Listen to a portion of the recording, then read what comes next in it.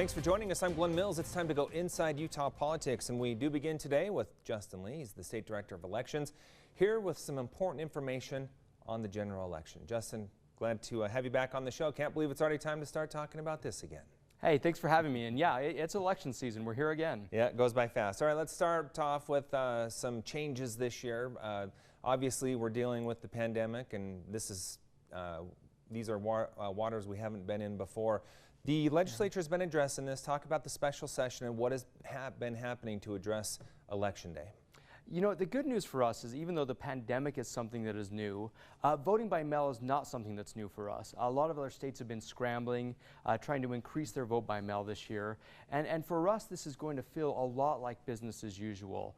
Now, the legislature did make a few changes. One, they really want us to promote vote by mail.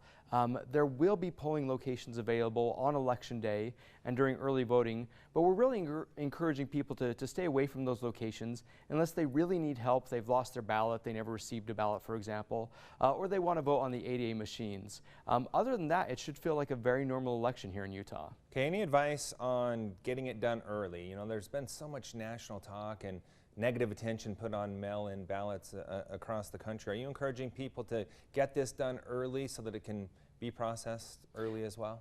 There are a few advantages to getting it done early. One, you know, if you get it done early, you'll be taken off the list of people who have not yet voted, and campaigns will stop reaching out to you. That's kind of a benefit for some people. But also, that helps us get our results done earlier. We'll have more results on election night, and it will help us keep people away from the polls or even dropping it off late. So getting it in early is certainly something we'd recommend this year. You mentioned there will be some day of options for those that don't get a mail-in ballot, but at this moment, they went out just during the week. At this moment, if you did not get one, is there still a way to get a mail-in ballot instead of having to show up day of?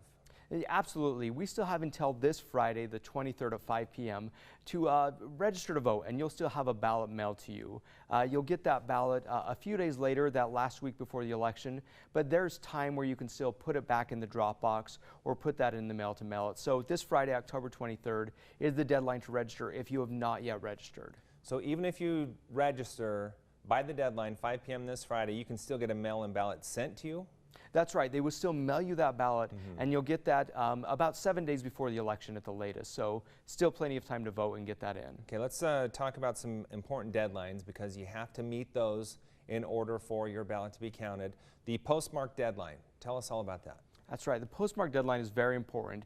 If you're going to send your ballot back through the mail, you need to have that ballot postmarked no later than November 2nd, the day before Election Day. Now, one thing that everyone needs to be aware of is different post offices have a different deadline in the day for postmarking. So if you get to November 2nd, that last day, you'll probably want to walk it into the office and make sure they stamp that so it is counted. Of course, if you miss that deadline, you can always put it in the drop box until 8 p.m. on election night. And there are several drop boxes in Salt Lake County. What about other counties across the state? We have a lot of drop boxes. We're adding drop boxes every year. We're up to 160 drop boxes this year. A couple of years ago, I think we were closer to 130. So Davis County, for example, they added 16 drop boxes across their county that are available 24 hours a day. And most of them are found outside of libraries, so in very publicly accessible places. I remember in years past, we've had some trouble where people turned theirs in even on, say, the Saturday before, and this was a rural area, and it wasn't postmarked in time. So even when you start to approach that weekend, you really need to make sure you, one, either get into the post office and watch them do that, or potentially look for these drop box locations. How can people find out where these drop boxes are and where they live? So if you go to vote.utah.gov and put in your address, it will pull up all the different ways you can vote. It'll have a list of drop boxes in your county, places where you can vote early and in person, and of course for those people that absolutely need to, where to vote on election day. So vote.utah.gov has all the information. A very interesting change this year. A lot of Utahns have just been able to check one box and avoid filling out all the other races down the ballot. You can't do that this time around. Talk about the elimination of straight party voting. That's right. This last legislative session, legislature voted to get rid of straight party voting. So you won't have that option at the top of your ballot. And that's good for a few different reasons. One, there were plenty of people who would check that box thinking they had to check that box, or that they had to put their registration, their party affiliation on there. So there was some confusion for voters. We think the benefit will be voters will have to look down through the ballot, look at all of the races and make sure they're not missing anything, and then make calls on individual races as well. Yeah, we saw the legislature take that up year after year, and then this past year we finally saw that go through, so that will be an important change to be watching for. Okay, we've talked about early voting. Give us the info we need to know about that. So early voting, in-person early voting, begins this upcoming Tuesday. And different counties have different dates and deadlines for early voting. So again, go to vote.utah.gov. But if someone really does want to vote in person and just can't be convinced to do anything else, we ask you to go do that early. Again, that helps spread people out. We don't want to have crowds at the polling locations, particularly with the pandemic going on right now. So early voting starts this week, and you can go to vote.utah.gov and find out those locations. And when does early voting end? So early voting generally ends the Friday before the election, but there is an opportunity for counties if they want to extend that over that final weekend to do that. So we'll see as we get closer if there's additional early voting that takes place in person. Same day registration, another option on the table this year, even though things are a little different and you're encouraging vote by mail. That's right. Election day registration is always an option, and that's true for in-person early voting and also true on election day. Now, because we've got until this Friday, the 23rd, to register to vote, we would encourage everyone to do that. But if you missed that deadline, there is a chance to go to the polls to register and vote. You'll want to make sure you take some identification to show who you are, and then take something like a bank statement or a utility bill to show where your address is. Now, there was a little incident pop up in Sanpete County. Talk about what happened and how it's being addressed.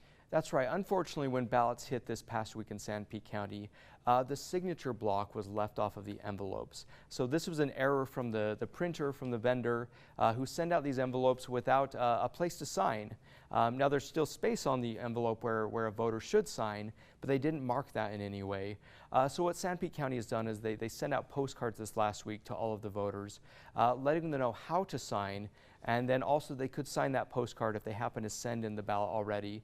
It's an unfortunate situation, but it's one of the benefits of sending ballots out a few weeks early, that we do have a few days, a few weeks to deal with these issues and make sure every vote is counted. As you're taking a look at what's happening across the country, in Georgia we're seeing people wait in line 5 to 6 hours. Other states just starting mail-in balloting for the first time, and things are arising from that.